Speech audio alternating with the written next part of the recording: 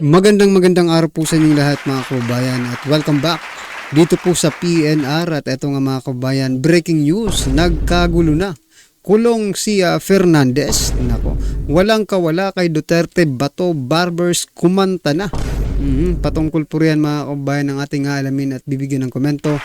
Mula po ito kay Pinas News Insider, nasa description po ang full video link ng video ito. Subscribe na po kayo. At eto nga mga kababayan, nasa thumbnail po natin. Grabe, timbog na. Nako. Corvera proud kay ex-president Duterte. Yan mga kababayan, akala ko talaga itong kamera ay infested na talaga ng tinatawag na virus na corrupt. Yan no. Di ba may virus na corrupt ngayon na kumakalat dyan sa kamera? So yan mga kababayan, hindi pala lahat ay infested or infected, no? Nitong virus na corrupt, kasi may yung iba mayroon pa ring mga matino, no, na mga kongreso or congressman o congresswoman mga kababayan. At isa nga po dyan mga kababayan si Congressman Corvera, no, Dali Corvera ng Agusan del Norte, Representative Dali Corvera. Meron po siyang naging statement wherein proud po siya kay former President Duterte. Okay? Basahin po natin mamaya yan at bigyan na po natin ng reaction. Okay? At ito pa mga kababayan, isasama na rin po natin to. Total ay pinagmamalaki naman po ng administrasyong ito. Sinasabi po nila na mas bumaba ngayon ang kriminalidad kesa po nung panahon ni dating Pangulong Duterte. But, no, base po sa isang crime index, no, sa Southeast Asia, yung mga pinaka-dangerous na city, pinangalanan po, no. Mamaya tingnan po natin kung pang-ilan ang Pilipinas sa most dangerous city in Southeast Asia mga kababayan. Okay? At ito pa, President Bongbong Marcos Jr. Bigyan rin po natin ng komento to. Anong sabi? Tumanggi ng magbigay ng komento patungkol po sa sinabi ni Vice President Sara Duterte na huhukayin at ipatatapon sa West Philippine Sea ang kanyang ama. Mamaya mga kababayan, bigyan po natin ng reaksyon yan at basahin na rin natin yung mga komento ng ating mga kababayan. Okay? So ito, simulan na po natin dito po kaya Agusan del Norte Representative Dali or Dale, no, Corvera. Ano po ang kanyang sabi? Duterte is missed by Filipinos. Totoo naman no? Palakpakan po natin ito. Totoo naman po na na-miss po talaga ng mga Pilipino si dating Pangulong Duterte. Kaya nga po siya pinalakpakan sa Senado, di ba? Pinalakpakan po siya sa Senado. Ito po ang sabi. As a former mayor, kasi naging mayor din pala ito si Representative Corvera mga kababayan. Kaya he understand, no, yung lengguwahe na sinasabi or yung lengguwahe na lumalabas sa bibig mismo ni dating Pangulong Duterte. Unlike po dito kay Hontiveros na hindi nga po naging mayor, no, at hindi dumaan na humawak man lang ng sariling community. Eto mga kababayan, pakinggan nyo po at babasahin ko ang kanyang sinabi. As a former mayor, city mayor myself, I share with former PRRD the same dream of having a city where people can live in peace and free from bad elements of the society. So yan mga kababayan, palakpakan po natin. Sino-sino po ba itong sinasabing bad elements of the society, no? Marami po yan sila Unang-una, mga addictus, no? Mga hold-uppers, mga mapagsamantala, di ba? Marami po yung mga bad elements ng ating society. So, yun din po, pangarap din po pala nitong si Representative Corvera na magkaroon ng like Davao City, no? Yung kanilang city, Agusan del Norte, okay? Perhaps most profoundly, as Filipinos watch these proceedings unfold, I saw a leader missed dearly by the Filipino masses. Totoo naman di ba? by being resolute in his convictions of having a livable country where people can roam the street without fear, mga kabayan. Palakpakan po natin. Sino ba? Sino bang Pilipino ang ayaw magkaroon ng isang peaceful, no, na city or country, no, na pwedeng maglakad ang mga tao nang walang katakot-takot? Di ba? Walang katakot-takot. Yun po ang sabi ni Representative Corbera, mga kababayan, na na-miss po ng halos karamihan ng Pilipino si PRRD. No? At yung ang Davao po, pero ini-example niya po yung Davao, no? Gusto niya rin na maging ganon ang kanilang city. But otherwise, mga kababayan, itong si De Lima, itong si Hontiveros, ayaw po nila ng Davao. Ibig sabihin lang po niyan, mga kababayan, ayaw po nila na magkaroon ng peaceful, no, na city or country. Magkaroon po tayo ng peaceful country. Sasabihin na peaceful Philippines, no? Na kung saan ay lahat, no? Lahat ay masaya, lahat ay walang kinatatakutan. Pag uwi mo sa bahay, papauwi ka, pwede kang maglakad lang kung wala kang pamasahe. Pero ngayon, pwede ka naman maglakad ngayon, pero, di ba, iba pa rin pag you're secured, no? Kasi ngayon, lakad ka ngayon. Kailangan mo talagang, you will be alert, mga kabayan. You need to be alert, di ba? Kasi kung hindi ka alerto, ay baka buhay mo ang maging kapalit, di ba? Ano sa palagay nyo? Palakpakan po natin ito si Representative Corbera, mga kabayan. Tama po. Siya nga po, proud di ba? Sino ba yung nagsabi na proud pa si PRRD sa sinasabi niya? Sino ba yung senador yata yun, teka lang. Basta may nagsabi pong pag hindi po sa chill joke, no?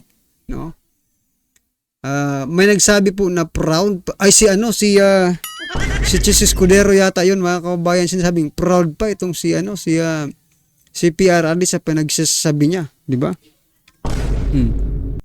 Isa lang pong masasabi ko, mas proud kami, no? Mas proud kami kay PRRD.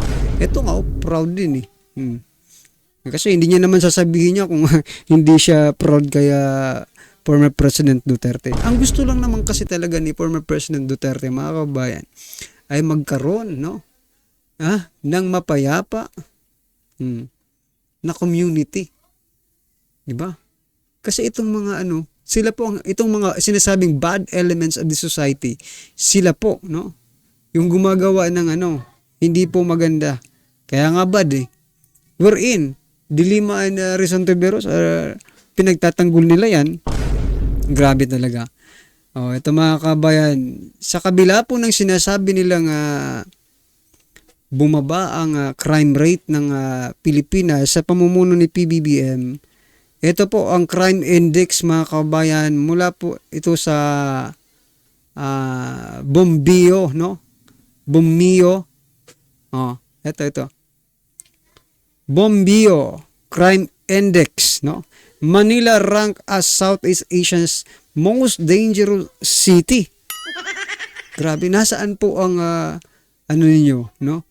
Yung paano niyo ma-justify yung sinasabi niyong bumaba ang crime rate sa Pilipinas samantalang sa Southeast Asia tayo po ang number 1. Hindi lang Pilipinas, hindi lang Manila, mga kabayan. Ito po, Makati, Philippines, number 11, at meron pa ditong number 1 Pilipinas. Bali, dalawa po.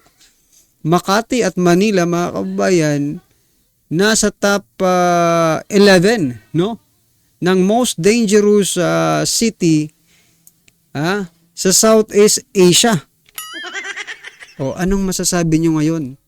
Nasaan ang sinasabi nyong bumaba ang crime rate sa Pilipinas sa pamumuno ni PBBM? Kahit tanungin mo lang tao, kahit wala ng research, kahit wala ng crime index, mga kabayan. Magtanong ka na lang sa barangay nyo, di ba? Okay ka pa ba ngayon? Kumusta ka na nga? Kumusta na? Pero malamang, kapag ganito po, no, hindi naman po lahat ng tao ay masasabi nating malungkot, no? Yung iba, lalo na yung mga addictus, no, sila po ang masaya kapag ganito. Kasi paborito po nila itong mga dangerous na yan eh. Itong mga addictus, mga kababayan, di ba? Ano sa palagay nyo po ang ano masasabi nyo sa gobyerno natin, di ba? Parang nililito lang tayo or niloloko tayo dito eh. Sinasabi nila no, mababa ang crime rate. Pero dito sa crime index ng Southeast Asia, tayo pala ang number 1. Ano po ang inyong komento dyan? At eto pa. Ayan o. Si President Bongbong Marcos Jr. at yung ama niya po, no? Ito po ang caption ng ano na ito.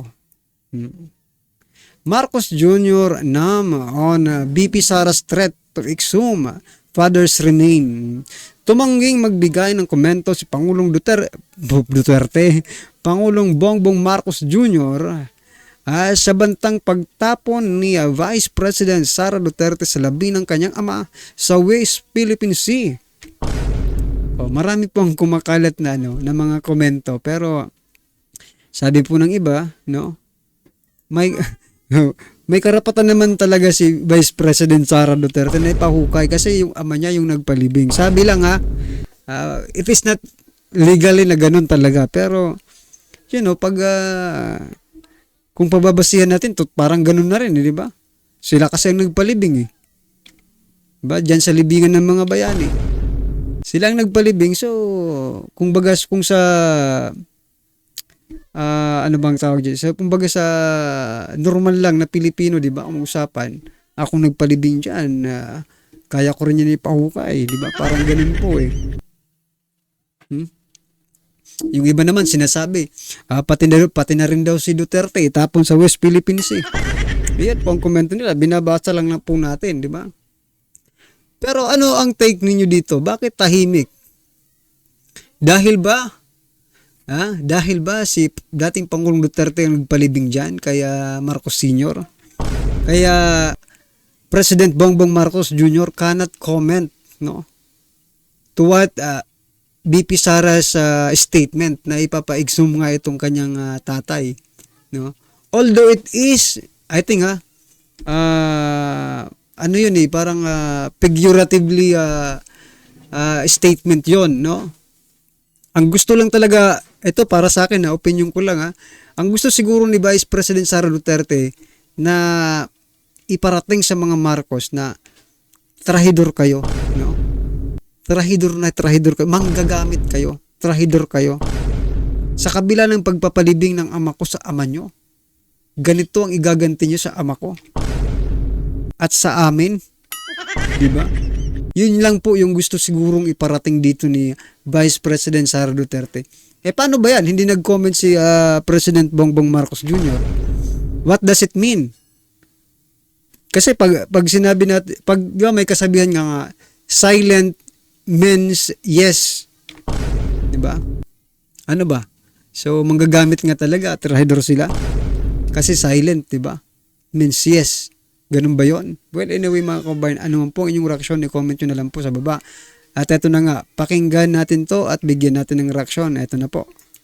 Ito ang balita ngayon, trending at pinag-uusapan ngayon sa mundo ng social media. Ang di umano'y balitang sadyang totoo talaga ang kasabihang walang baho ang di aalingasaw. Matapos mabisto ang di umano'y panunuhol at pagnanais ng ilang mga buayang kongresista sa Kongreso nang pinatunayan sa publiko ni dating Mandaluyong Police Chief Colonel Hector Grijaldo at kinumpirma mismo sa pagdinig sa Senado na pinilit siyang gumawa di umano ng false statement at affidavit upang pabagsakin at sirain ang dating Pangulong Rodrigo Duterte. Kaya't siniguro nga mismo ni Colonel Grijaldo at dating Pangulong Duterte na may paglalagyan ng dalawang kongresista na si Dan Fernandez at Benny Abante. Ayon pa sa marami sa ating mga kababayan, malaking kahihiyan daw umano sa Kongreso at sa Quadcom ang ginawa ng dalawang kongresista matapos nagkabulgaran ang tinatagong sabwatan di umano para lang idawit ang dating Pangulong Duterte na siyang pinatunayan pa mismo ni Colonel Hector Grijaldo sa Senado. Kaya taong bayan tila nanawagan sa Senado na dapat managot at makulong ang nasabing dalawang kongresista na siyang pinangalanan at tinuro pa mismo ni Colonel Grijaldo at isa-isang isiniwalat na may nangyayari di umanong sabwatan sa.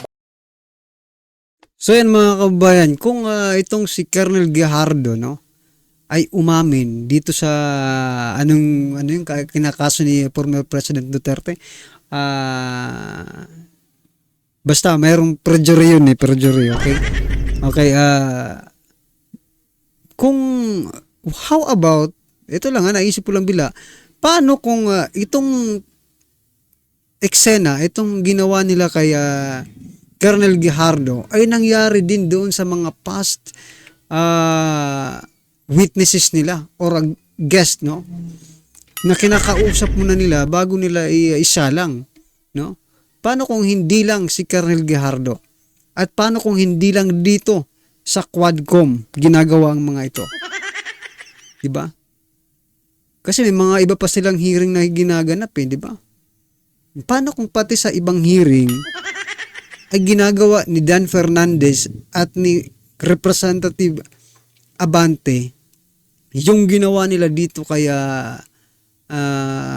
Colonel Grijaldo?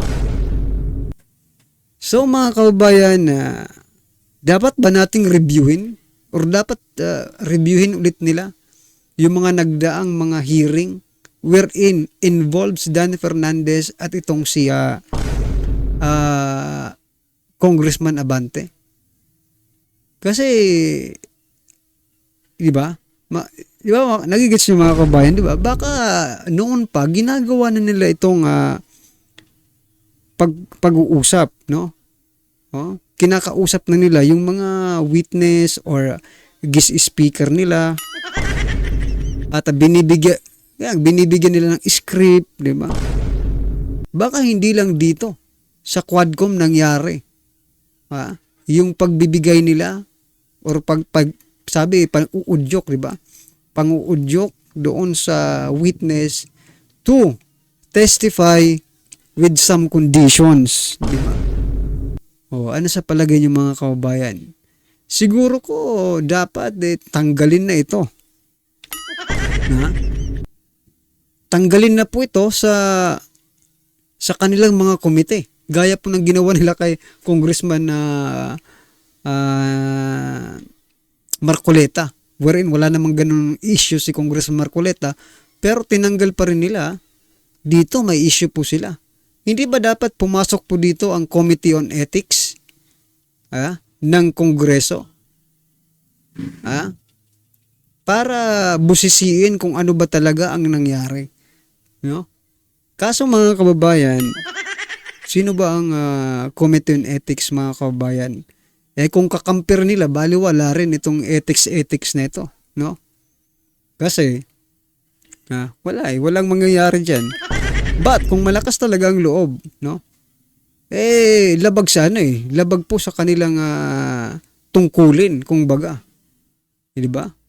Ang ethics ay kumbaga culture na yan, di ba? Kung ano yung nakasanayan kapag lumabag ka doon, no? Kung ano ang batas, pag lumabag ka sa batas, pwede na kayong ipatawag.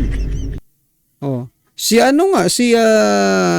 congressman yung nang agaw ng microphone sa budget deliberation ng Department of Health. Sino ba yan? Si Chua ba yun? Ay hindi. Basta yun ang agaw, di ba? Pinatawag po ng Committee on Ethics, no? Kinasuhan po sa Committee on Ethics ni Garin at saka ni Kimbo. Nagsalita lang yan kasi hindi pinagsasalita, wherein karapatan niya po na mag-object doon sa budget deliberation. Dito, wala, no? Talagang ano sa palagay niyo mga kababayan? Hindi naman tayo attorney, hindi rin naman tayo marunong sa mga legal na yan. Pero kung iisipin mo, di ba? Pwede silang kasuhan dito.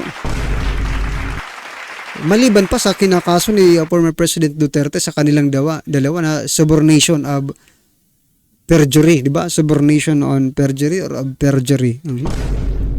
Oh. Maliban pa po doon, dapat imbestigahan siguro ng Committee on Ethics ng Kamara itong si Fernandez at Abante.